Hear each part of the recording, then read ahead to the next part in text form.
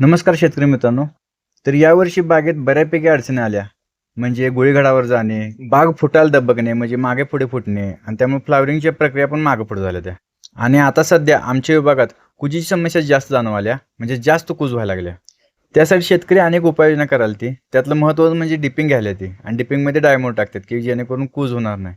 पण माझं एक असं मत आहे की ज्यावेळी तुम्ही डिपिंग घेताय आणि घड मोठं करताय त्यावेळी पण कूज होतेच, नाही असं नाही. फक्त त्यासाठी तुम्ही न्यूट्रन्सचं मॅनेजमेंट करणं आणि फॉस्फरस आणि पोटॅशची लेवल योग्य ठेवणं गरजेचं पडतंय. नाहीतर ते नाही केलं तर तुमच्या 100% कूज ही होणारच. आता हा सुपरचा प्लॉट आहे. याला 25व्या दिवशी फक्त 10 पीपीने जीए दिला होता. आता ह्या घडांची साईज तुम्हाला कमी वाटेल, पण माझ्या दृष्टीने ही योग्य साईज आहे.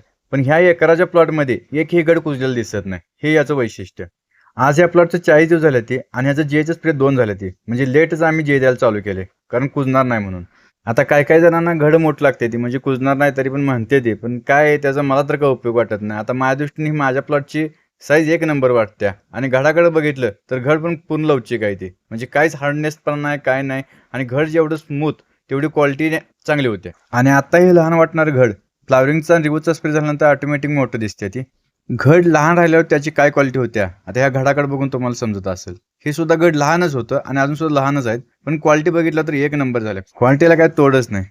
तर कसा वाटला व्लॉग कमेंटमध्ये सांगा. धन्यवाद.